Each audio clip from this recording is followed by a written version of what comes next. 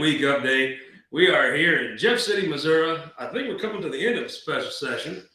A heck of a lot going on. I tell you though, I'll walk you through the first thing. I really think you saw some folks make some smooth moves.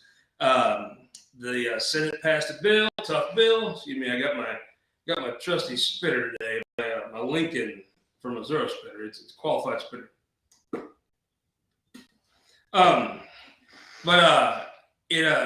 Then I'm going to tell you a story about how much wasn't Friday night. That's the first Friday that you had that kind of cool, crisp fall in the air to watch football in Missouri. Heck of a night. I watched the Blair Oaks at homecoming. My God. I mean, that was just, they stomped a mud hole in them and walked them dry, the old Tigers for sales. Then I thought it was going to be a rough weekend for Tigers all around, except Mizzou held their own against Georgia. I'm going to tell you a story about folks who don't give a damn about none of that. They'd rather, I've said this before. Some folks view Missouri and our sons as should be business owners, entrepreneurs, farmers, linemen like Curtis Gregory. And some folks view a state where our sons are more effeminate and weaker. Maybe they drive Ubers and play chess and shit like that. Well, I guess it's just we have a fundamental disagreement. I don't want my son drinking Starbucks or soy milk. I don't even bring him big cold vitamin D, whole milk. That's right. So anyhow, last week in the House, there was a lot of discussion. I mean, my God, they discussed and negotiated. I mean, for all that discussion and talking, I think there's two things that happened here. Three things. One, I think the House was going to be hard to do the leverage move and get the votes they were going to try to get, right? I think it was going to be hard for them to get the votes on a big tax cut and hold the line and not want to just pass the Senate tax cut, which was a big tax cut, bigger than the governor even wanted.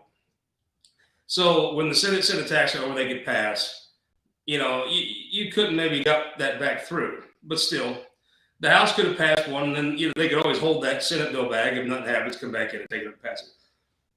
You had a few things happen. One, the governor agreed, so it made it a little easier on some folks. Number two,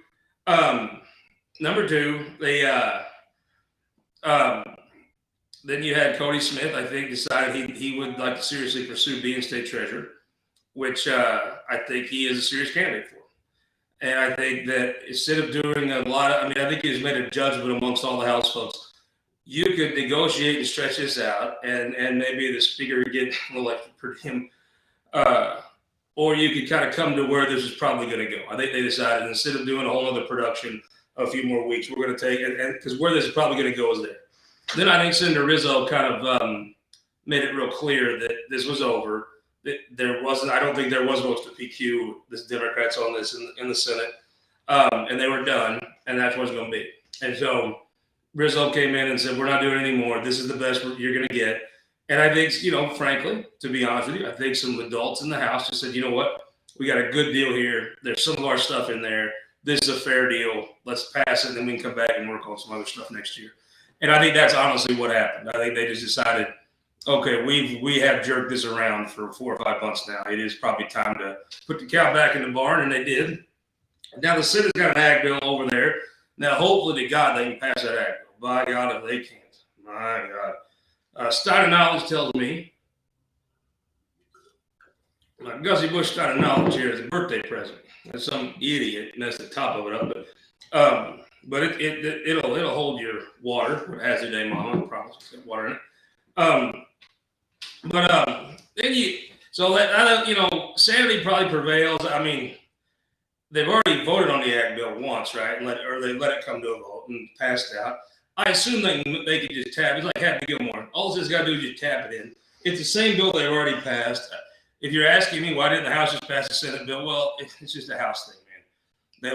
They get off on them being House bills. The Senate gets off on actually passing legislation.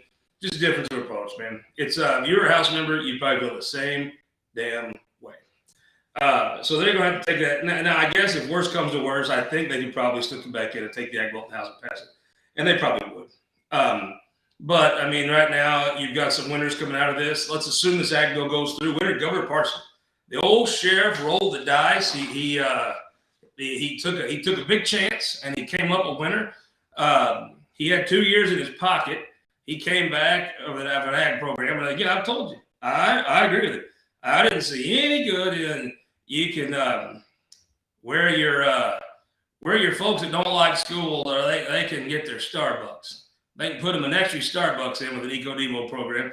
It got 6 or 10 years, but I don't know what goes into a Starbucks, but Gary Wheeler tell you soybeans go into everything. Let's say soybeans from one of the Starbucks next.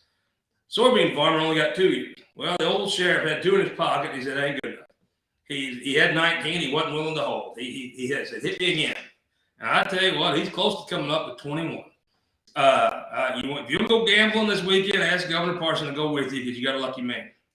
Lincoln Huff, Andrew Caney, they look very good, very good. Caleb Bowden, look, here's the thing. When you're the coach, when you're Drinkwitz, right, and your guy fumbles the game win Auburn, you catch the grief when you're in the driver's seat, right? Well, when Caleb Brown's in the driver's seat and there's winning, he catches the grief, he catches the credit, right? He's going to catch credit for if they get the tax cut, ag bill, and it's not a big production, then I say you tip your cap to Caleb Brown and say good job. It's a good thing for his ambitions. Do people transfer that over to Bernstein and say, look, the leadership team worked here, this all worked? Do they think it's good for Canning? I don't know. Probably a push. I'd say a quiet special session makes Canning look like he could negotiate, makes Lincoln look like he could negotiate because they actually did, and the scoreboard says. Then it makes it look like Rowden can run a good ship. So does that transfer to Senator Bernstein? Probably some, yeah. I mean, look, I'll tell you, the piece of that said is it's so tenuous and so ready to fall apart. But I'm gonna tell you, and I hate to say this, the one thing term limits does, it clears the bad blood, and you're gonna see some bad blood cleared this year, and you're gonna see that. And again, you could add this up, and I admire men on both sides, but this came from a leadership race 4 years ago now. And when everybody that was involved in that leadership race is gone, that's going to help things. It just is. And I ain't, you take it how you want to, but that's just the facts. And so, and everybody says, well, the Senate leadership should have came down on them guys. Well, maybe. I don't know. That don't mean everything would have went great either. That's not a cure-all for things. Let's talk about schools. Let's talk about Friday night in Missouri. My God, how about our sons out there hitting and tackling and sweating and bleeding, 3 yards in cloud of dust. I got to watch Blair Oaks. I am the proud father of a junior Falcon cheerleader. I'm going to tell you, that Blair Oaks team, and I like David Wood and all the folks down in Versailles, but boy, that must have been a long bus ride home. It was 46 to nothing at the first quarter. I got a text from a buddy of mine whose daughter goes out there. Well, he's fellow Southeast Missouri, and he got the best Dixie accent in this whole county. I'll tell you who it is. Railroad man now. He said we might get to be in the game if we brought our cleats because he could kind of predict this. Well, he was right. It was an absolute whooping, and good on them. Good on them. And all over the state. Yeah, our sons out there hitting and having the time of their lives. It's funny. We weren't big enough to have football in Neelyville. But when you think back on your times you loved in high school, I'll tell you a story. A buddy of mine, Bobby Marler, hated that son of a gun. From Twin Rivers. Twin Rivers is the worst high school in the state of Missouri. Really, if Margie Van Dieven was on her job, she just shut down Twin Rivers a long time ago and just moved, let Neelyville have all the stuff they wanted, which take about a pickup truckload and ship the rest to Pine Bluff. But Twin Rivers, he played there. He played on that team. I mean, you talk about hate. I hated old Bob Marley. Hated that dude. And then if we didn't see each other out, I couldn't stand Bob. Couldn't stand his dad. Couldn't stand anything. Bob Marley. Couldn't stand anything Twin Rivers. Later in life, small town Pine Bluff. We meet up. I mean, he's from Rose area. I don't need Neelyville, Stringtown area, but go to Neelyville High School. So we just couldn't be more at odds. And we meet later in life, and we just talked about them old days playing ball and hating each other. He became a very dear friend of mine. He unfortunately passed away far too young. He didn't even make it to Crystal Dew to feel too be too young to feel that damn old. But sure enough, it was a tough thing. And but I tell you what, I love that guy. And there's so many memories that get made. Now let me tell you about some old boys that probably ain't as big on that. Take a pull of my Stein knowledge. He is a qualified hillbilly that can drink his stein of knowledge and not while he's dipping. I'm gonna tell you some old boys that also know what to do with their mouths. So look, I'll tell you this. I think this is true. I'm gonna give you. I'm gonna click down through my things here. I'm already getting your questions. Where are you going with this? Well, I'm gonna land this plane now. Just sit there and listen to a hillbilly tell you a story. So it is a tough thing running for U.S. Senate. A person I know that successfully ran for U.S. Senate told me something more about how the modern campaigns are. He said, I think you could be governor and do a good job and be attorney general. I don't know that the time constraints makes it possible. It stacks the deck against you really heavily to be attorney general and run for U.S. Senate, because that's really what you run for, right? Governor or U.S. Senate, maybe a contra here and there. For the most part, attorney general is like the number 2 office in the state. If you got to pick, if you had to name folks, what you gonna pick? You pick governor, attorney general, right? Very hard. The fact of the matter is this: a lot of the support has to come from out of state, because when you're in U.S. Senate, everything you do affects the whole country, so the whole country seems interested. I always thought it was bizarre that those people were interested in Eric Greitens running for governor. And a lot of outside money. I understand a little outside money, but a lot of outside money was weird. Democrat Party is even worse. If you have to run for anything in the Democrat Party, you got to go outside Missouri to get money for that. Nicole Galloway, good candidate, good person. She has to get a lot of her money from Florida, New York, California, because there wasn't a lot of Democrats here in Bolivar to go get money from. That's just the way it is. That's the way it was for everybody. If you're a candidate, I was texting Billy Long. I told him, I was like, Billy is as funny in his texts as he is in his tweets, and he's pretty damn funny in the tweets. But anytime if you in this race, if you raised $8-10 million, even 5-6, you had to go out of the state to raise some up. That's just the way that game is played, and ain't gonna be no difference. But that said, I think when you do that, boy, you got to rely on that staff a lot. You got to rely on that staff a lot, and sometimes you only got so many hours to say grace over things. And I'll tell you this: I believe this. I think Roy Blunt. I've said this before. The Mount Rushmore of U.S. Senators of Missouri. You got Old Bullion, Thomas Hart Benton, no question. Kit Bond, no one would question Kit Bond. I don't think you can compare the two ages, but if Kit Bond was back in the day, he'd have been as famous as Old Bullion, in my opinion. Then you can make a debate. Some people say Eagleton, some people say Symington. Yeah, tough call. I probably, you can make a case for either one. But number 4, I think it's right there with the first 3. Roy Blunt. Roy Blunt's everything you'd want in Missouri, everything you want in a U.S. Senator, everything you want in a man. Roy Blunt is a special, special person and a special, special Missourian. And he is, I'm glad to see in some quarters getting his due, because it's big. It's a lot of it's come to. Probably the closest thing the state could have elected in 2022, in my opinion, in that Republican primary, is Eric Schmidt. I think he's a serious person. He's a good man. He looks in there, he'll do a good job. I think he'll absolutely do a good job. I think that 2 years from now, you'll look back and say, well, you know what? However he won that primary, I'm glad he won it. And I really believe that. Now, if I'm wrong, I'm wrong. I'll be the first one to step up and tell you. I'll be the first one to step up and tell you I was wrong. But I'm going to take a pulse of my Stein knowledge. And I'll tell you I was wrong. Tell you bad Stein knowledge. You hit Travis Fitzwater here. But I'll tell you this. That a lot of the stuff he did, I thought was very effective in that, when you're attorney general, you don't have a bully pulpit like the governor, but it's pretty close. And also Mike Parson, to his credit, he don't go around and camera hog a whole bunch. So he does leave a lot of other attention to other folks, frankly. And Eric Schmidt has always been very, very good at going out and finding that attention, right? Very good at that.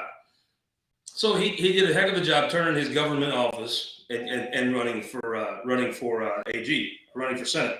And, you get a lot of attention to AG anyway. But you got to have a staff. You got to have your staff. You got to rely on them. And it's sometimes tough. You know what I mean? You get folks that, not every, if you're ace lawyer, sometimes you ain't in government. Now, there's a lot of good lawyers in government. Jesus Ozzie, probably one of the smartest dudes I've ever met in my life. He's been in government most of the time I've known him. He's just a good guy. Boy, you got Fox, Jesus, you got to get a prayer every morning. But there's some folks that, maybe ain't quite like that, right? So he got into this mask. And I'm going to tell you, you all know, They wasn't a bigger fan of what he did on them masks than me. Thought it was spot right on, just right. And I think he made a big difference in getting them masks done. Now, I will tell you, while I didn't vote for Eric Schmidt, I think he's a hell of a guy. I think he's going to do a very good job in the Senate. And I thought he was right on the mask. I thought what he did made a real difference in getting that done. I will say this: I think you make all that quarrel about these poor kids that are got a mask wrapped around their face, right? And I'm with him again. I'm with him, but it didn't seem like he gave it to the charter school kids. And charter school kids wore a mask longer than public school kids. Now, I understand if you're a Republican right now, you're supposed to hate schools and all this, and if you don't, you're a rhino or whatever. I don't know what sounds a rhino. Well, a rhino usually makes out of making money because they ain't got time sitting on Facebook and whine all day. But, and I see the folks that are from the charter schools, and I think there's a real need for a charter school in St. Louis. I do. I tell you what, Kate Costas, she really educated me a lot. I didn't know anything about these things. She's very good at what she does, and very compelling case in St. Louis when the state schools fail that you need another option. I get that. But I don't think people tell you the Jackson Indians have failed, right? Or the West Plains Lizards. I think they just send you leave Jackson alone. That said, Citizens of the World Charter School, something tells me ain't the most conservative bastion that they're fighting for. But they don't get any scrutiny, right? So you wouldn't know. Well, trust me, I stuck my head in there a couple times. I rolled in there in my old Carhartt jacket, old Skinner t-shirt. Them poor kids, it is a liberal indoctrination factory. And I'm not saying St. Louis Public Schools isn't either.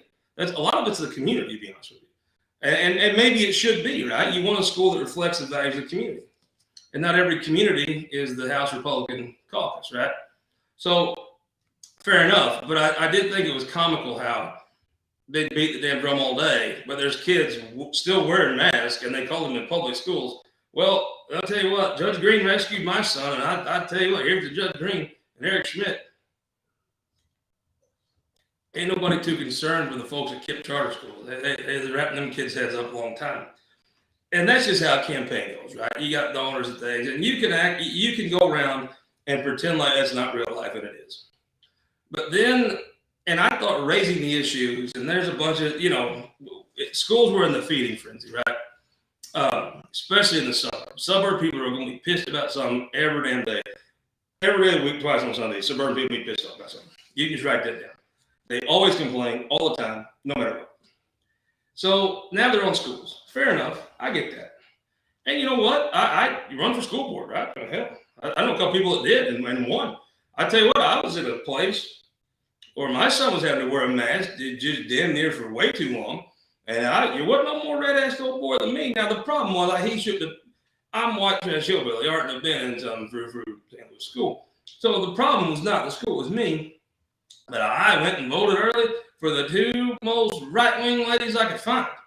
And then this gal called me, posted back. She's like, well, I seen you cut a check to this one. I was like, you damn right I did. Like, did you know she had some kind of hooker, sugar daddy service? I'm like, nope, didn't know that. Thought she was kidding. Then she sent me the video. I was like, well, that's funny. But I didn't make me a damn bit of difference. Would have voted for a lot less. She wasn't going to mask my son. So that was over. And I really think if you look back, Eric Schmidt was able to show you that, he was able to show me anyway, that some of these real aggressive out there tactics could actually have I usually think this. You got the clowns that do all the Facebook yelling, screaming about whatever, right? Then you hear serious people. They kind of distract those clowns with the goofy stuff so they can go over on the other end and do serious things. Eric kind of taught me something there, that you can use some of those tactics to actually move public policy in a good way. And I think his tactics were important. I think he got a lot of credit for it. I think one of the key reasons why he won that race was because of the place he got put in by doing such a good job on that mask. I think it put him in that second spot. So when Grimes ultimately collapsed, he was there to take off. And I think the way he handled that, you should get credit in politics for doing your job well, or any job. But then you got these old boys left. And so the problem sometimes with something that works is you just can't quit, especially if you have zealots. You got this old boy, Justin Smith. He works over there. Your normal liberal conservative just happen to be, basically I view a liberal as you want the government to do a bunch of stuff, right? I kind of think the government will stay off your land. I like you ought to have schools, and you can have football and baseball team, and probably have some cops, but you ought to have to call the cops. I don't like the cops that come find you, like if you're just trying to drive home from work. But that, and then I guess Crystal Quinn tell you they should give out some free shit. She's a pretty smart gal. So anyhow, they start suing people. And here's my thing. When you're campaigning, right, you do your campaign. The campaign's a very, very good thing, good way to put your message out, good way to move the conversation. But when you actually take the power of the government and you sue people, well, that's a problem. Because now, here's how this works. I kind of view it as they want to sue St. Louis people. We'll sue St. Louis people, right? Eric's one of them. Sue your own people, hard to argue. Todd Richardson wanted to sue somebody in South Missouri. Well, Todd has the best judgment in the world of anybody. So that's a bad example. Because whatever Todd, if you disagree with Todd, it's probably you. You should go check yourself and just, trust me, just cut yourself out of a bunch of strife in life. And if Todd disagrees with you, just go agree with Todd. Trust me, write that down. Whoever's listening, you'd be better off if you did. So anyhow, so these old boys get up there, and you got one that's from a think tank, which is code word for kind of don't have a real job. And they come in, and you get these zealots, right? And it's the damnedest thing. And some of the folks there at the AG's office, I think if you knew Eric, you thought he said, look, if you watch this, you heard me always talk up his chances because I knew him. He's going to work his tail off. He's going to work himself to death winning. And he did. So some of these guys got judgeships, which you take. Some got other jobs and stuff. And sometimes you don't have the staff you start with, right? So it's kind of tough. And you get zealots in there. Well, then I think they had a hard time getting their own staff to want to sue schools. And this is where I'll break it down for you. Take Carthage, for example. Now, Carthage, like every school, nobody could do COVID just right except Vince Lampe and Tashara Jones. They did COVID just right. Let me get my hat. Got my official Eric Sportsman for Schmidt hat on here. Got to break it in good. Had my other state Schmidt for Treasure hat, but I ain't going to tell you the story happened that this morning. Anyhow, so these old boys they decide they're going to not just raise Cain, which to me it's the right side of the line still. You raise some Cain, you give folks a chance. They thought somehow Carthage is doing something squirrely. Well, now, they have not been to Carthage. I know Tom Flanagan. Now, I have a hard time believing folks in Carthage are up to a whole lot of shenanigans. Now, here's the thing. If you raise a little hell about it, right? Now, St. Louis people are different. That's a whole different kettle of fish. The old folks in Carthage, right? Carthage School Board. Good old boys. Boy wears some ambulance district. I was on there. Them old boys, they ain't out. You'd have a hard time convincing me that the folks in Carthage are behind some communist plot to take over America.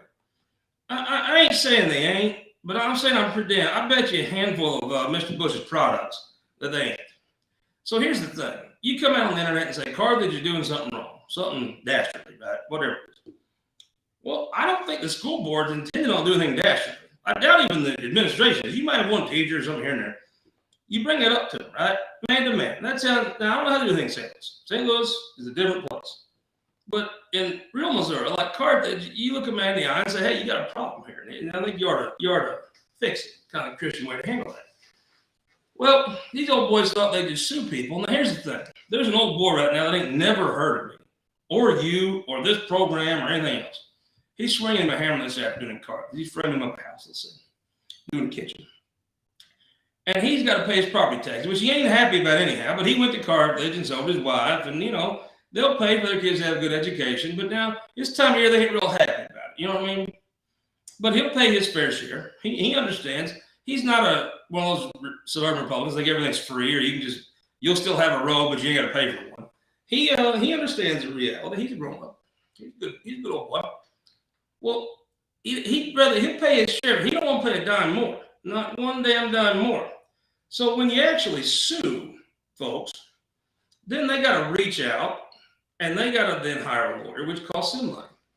And it's a pain in the ass. And at some point, that old boy swinging the hammer is going to get the bill.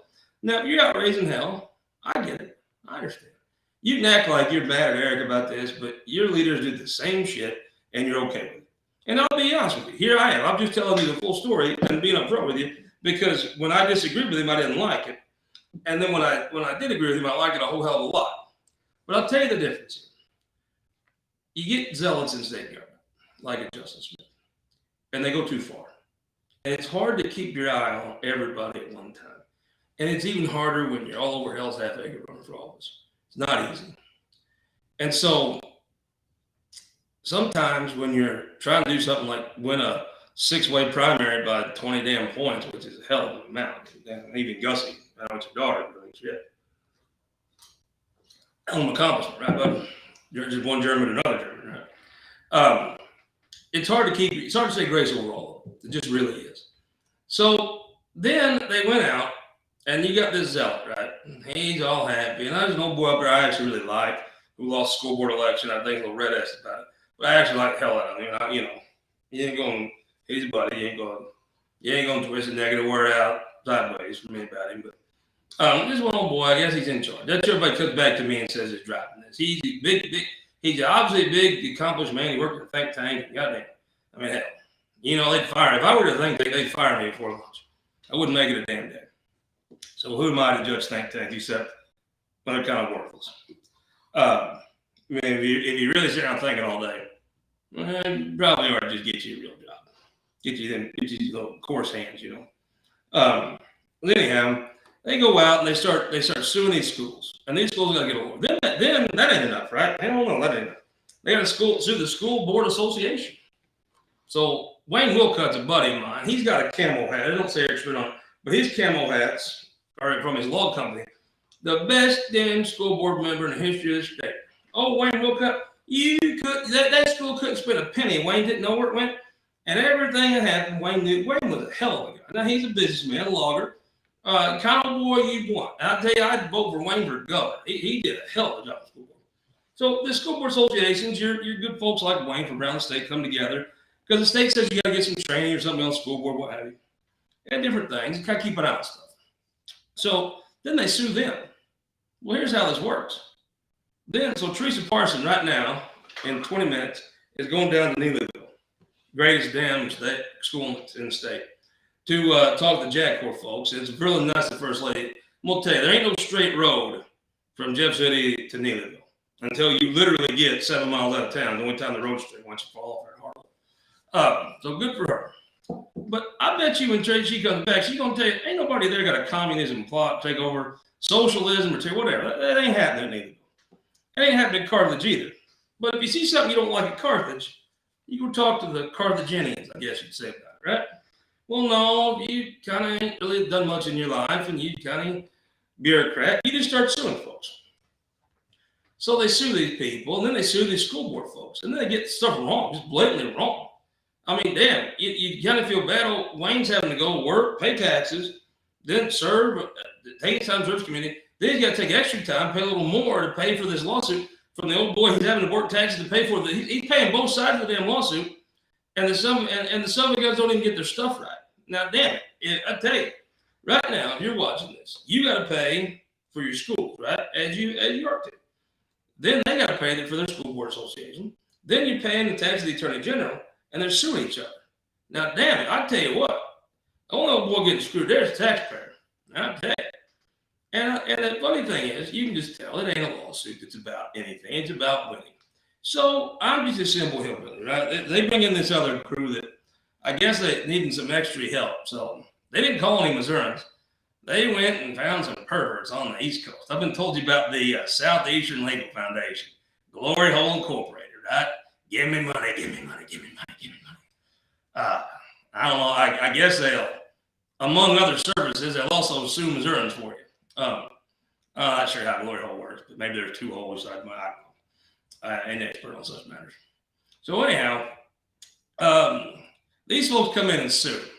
Well, I'll tell you what, they went up there and sued, and they run into old Chuck Hatfield. All these big shitty East Coast perverts come in. They probably wondered what was wrong with our bathroom stalls, because they didn't hold them. They look around, old Chuck Hatfield sticks his Missouri boot up that ass. They lose their case, get it kicked out.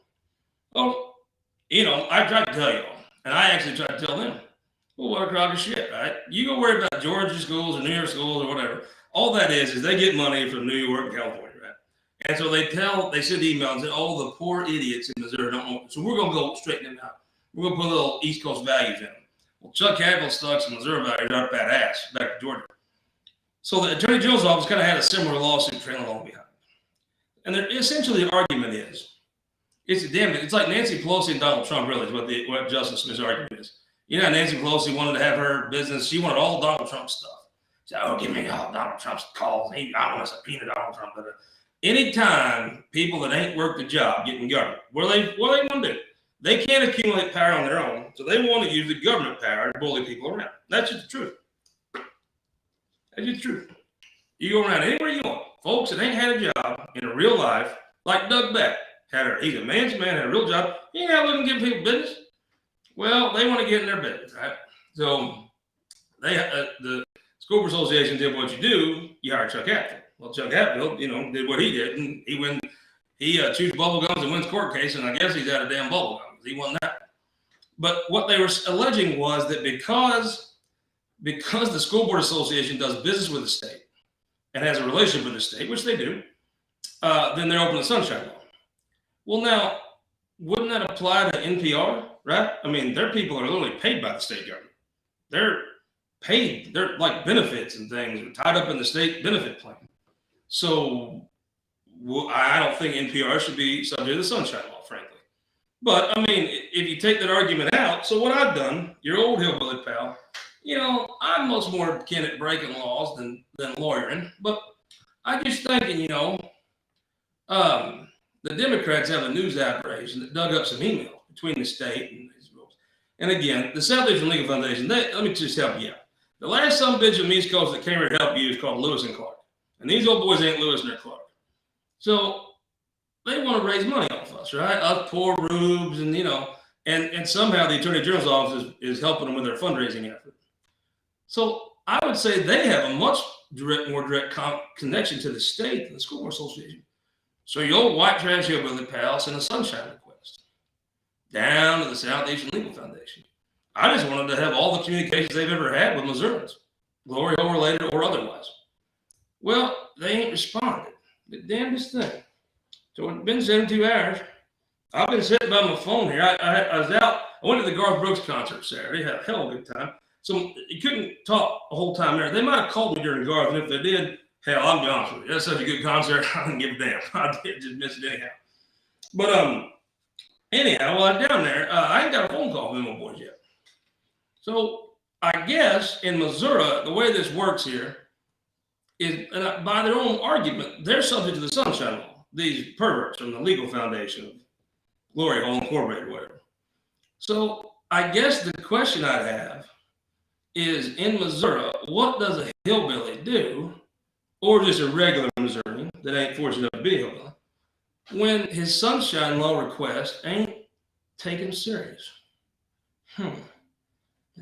I think what he does is he files a complaint with the Attorney General's office. I'm pretty sure. I'll check on that. I'll have to ask somebody. Ask Catfield. He'll know shit. He knows all that shit. But I'll just tell you, I wonder what we'll do here. Because, I guess at the end of the day, you can take anything, any good thing can be taken too far, right? Even Anheuser-Busch products. I'm sorry, Gus. I know you disagree. But anything can be taken too far. And I think maybe, and I really, to be honest with you, I'm not sure how much of a race this is in the fall, but I know you got to work hard. It's a hard transition. If I could get a hold of him, I'd ask him a friend, who I do consider a friend. Don't you get sick of these liberals? They'll write these stories and be like, I'm unbiased. I'm like, well, the hell you are. Somehow, every time they start writing columns of their opinions, they're socialists. Who'd ever thought? I had a kind of small host, Tony Messenger, might have been a liberal when he's writing stories. I don't know. Maybe he's lucky guess, right? But it turns out he writes columns and I'll be damned he is. Well, I do admire Richard. I'm not going to just insult your intelligence and tell you I'm unbiased. I think he's a good man. I do. I hope he'll, once he gets my complaint, maybe he'll look in and say, well, now, who made this screwy argument and why are we still suing over it? I hope he does. But I figure by maybe Friday, I'll give them old boys down there. They got a lot to do with that on the East Coast. They got, Priuses to buy and Starbucks to drink, Whole Foods to go, glory holes to, I guess, what them old boys do. I figure it takes a while to clean a bathroom. You get a bunch of glory hole folks in there. So anyhow, I might give him a few more days, maybe on Friday. I'll walk down a couple blocks and I'll just ask him, and I might just bring you along. So I tell you what, maybe shoot me a text. I appreciate all the texts I got this morning about this. I told you it'd be a bit of a story, but I landed. maybe Friday, I might just bring y'all with me. We'll go down, see the government together. I'll get my good Skinner t-shirt on. Get me a dip in here every time you have nothing. We'll go down and I'll turn my complaint in and I'll just ask you, okay, what do you do when, because according to them, hell, everybody's open to Sunshine Law. Pretty much everybody does business with the state on something. You get your driver's license, maybe your phone records are. You just got to be careful.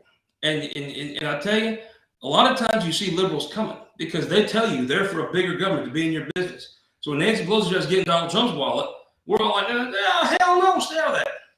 But the liberals and when the conservatives push it hard because they believe they're right. That's the truth. And every good villain does. If you think about every good villain, look at Die Hard. Great villain. Oh, great villain, Die Hard. He thought he was right. He believed in his heart what he was doing was right. At Thanos, I had to watch one of them, whatever you call them, things with Gussie. At Thanos, he thought he was right. Hell of a villain. Unfortunately, you don't know what side you're on sometimes. And you take these government jobs and you forget that you view it as you're working hard and getting paid, and you are. And folks from the state work hard. But you forget the folks you're suing are having to be the ones that put the money in the kitty for that paycheck. And I really think that once my friend sees this, I really think he's going to take a second look and be like, it was right to raise these issues. I believe that. I believe it was right to raise these issues and give people a chance to come back and say you're wrong. I think when you take it into the legal battle and you got to start spending harder tax dollars, when the working has to pay both ends of a lawsuit, something's wrong. Especially if they ain't really tried to work this out and talk this through. Especially after a judge says this argument's bullshit by the old foreigners to keep at it. I think there's some. I think it's hard to do everything at once, but I think sometimes you got to keep an eye on your folks at home a little sometimes. So we'll see. But hell, it'll be fun Friday. I'll take you with me. I ain't sure about the show this week. I kind of like to have a bunch of ag folks on since it's going hopefully good week for ag. But I may mosey over to the Senate here and see what they're doing and I'll report back. But you can keep track of everything, MissouriTimes.com. You can look on my Twitter, Scott at MissouriTimes.com, and you can if you're down around mid-Missouri, come in and get your young Lincoln Hub Spit Cup. We'll see you back here Wednesday. But if I don't, I promise you, I'll just take you down the street with me Friday. We'll go raise a little cane together. We're gonna do it man to man. Little old boy in the eye. Right way to do it. Missouri.